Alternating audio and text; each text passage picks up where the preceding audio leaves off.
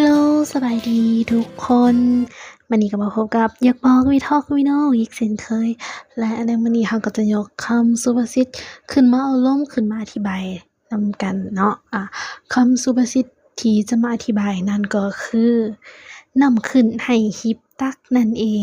หลายๆคนอาจจะคุ้นเคยกับคำสุภาษิตนี้และได้ยินมาเรื่อยๆเนาะนำขึ้นให้ฮีบตักซึ่งความหมาย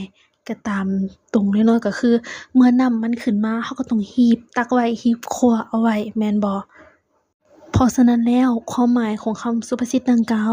ก็จะเว้าถึงเมื่อโอกาสมาฮอดแล้วเราก็ต้องฮีบไขว้คว้าไว้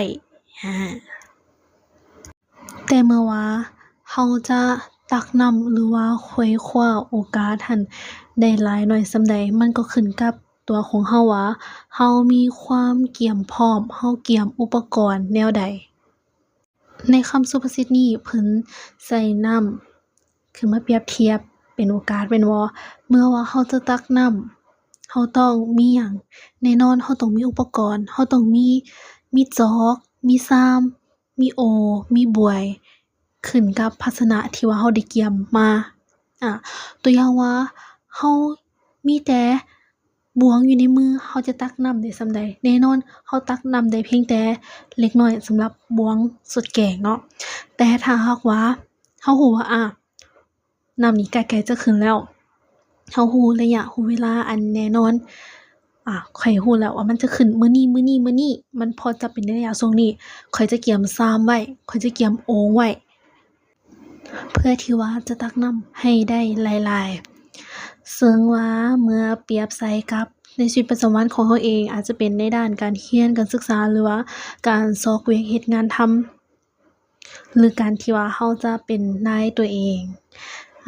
สมมุติว่าเราอยากจะไปเรียนต่างประเทศ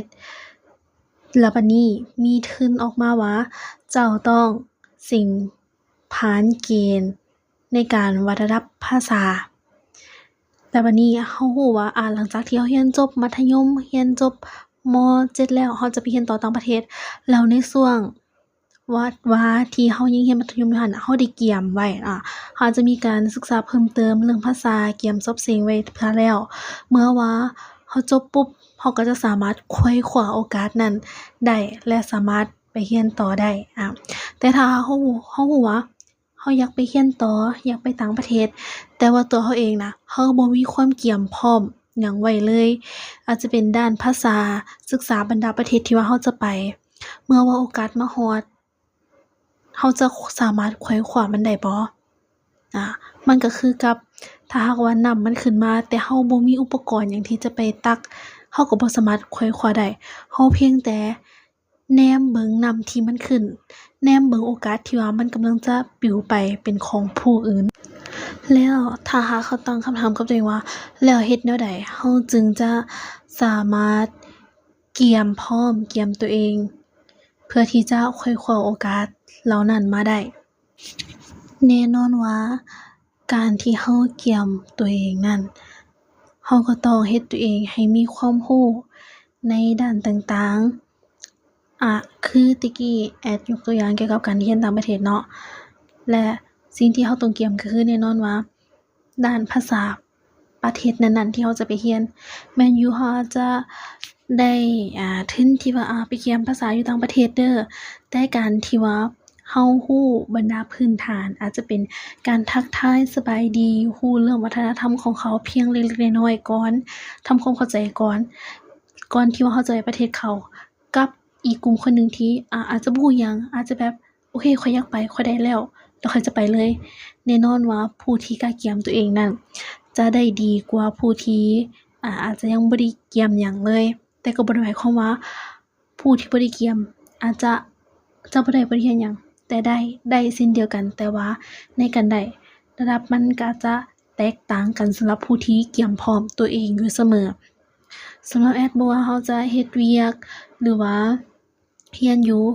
การเตรียมพร้อมตัวเองสำหรับแอดก็คือการพัฒนาตัวเองให้เป็นคนที่ว่าก้าวหน้าขึ้นเรื่อยๆในสิ่งที่ตัวเองเฮ็ดถ้ ถ้าหากว่าเราเรียนอยู่เราก็พัฒนาในด้านที่เราเรียนถ้าหากว่าเรามีสิ่งที่สนใจอยู่อาจจะเป็นด้านดนตรีด้านการร้องเพลงด้านการเฮ็ดขนมด้านการเฮ็ดอาหารแม่นอยู่ว่าในบางครั้งผลของมันอาจจะบ่ได้เห็นภายในพริบตาแต่แอดเชื่อว่าความพยายามของเราน่ะมันมีผลลัพธ์แน่นอนมันมีผลตอบรับที่ได้มาอย่างแน่นอนฉะนั้นแล้วบ่แม่นว่าเราเฮ็ดมื้อนี้มื้ออื่นอาทิตย์หนึ่งเราจะพอแต่การที่เรามีวินัยในตัวเองมันจะเฮ็ดให้เราหั้นน่ะพบกับสิ่งที่ดีๆและเราจะเห็นว่าเมื่อเรามีวินัยกับตัวเองน่ะเราจะมีการวิวัฒนาการไปหลายเติบและเมื่อโอกาสมาฮอดถ้าว่าเราเตรียมพร้อมตัวเองแล้วเรามีอุปกรณ์ในมือพร้อมที่จะตักน้ำนั้นขึ้นมาแล้วเมื่อฮอดเวลานั้นเราจะรู้และเข้าใจในสิ่งที่เราพยายามว่ามันบ่ได้สูญเปล่าหรือว่าบ่ได้เป็นสิ่งที่เสียเวลาเลยแต่อย่างใดนำขึ้นให้หีบตักแต่ก่อนที่เราจะตักได้เราต้องเตรียมอุปกรณ์มาก่อนนั่นก็คือตัวของเราเองสำหรับคลิปนี้แอดก็จะขอจบลงเพียงแต่ส่ำนี้ถ้าไผมีหยังอยากสอบถามหรือว่าอยากเอาหยังมาโอ้ร่วมกันก็คอมเมนต์ไว้กล่องคลิปเลยแล้วเจอกันคลิปหน้าขอบใจคนที่รับชมและรับฟังบ๊ายบาย see you next time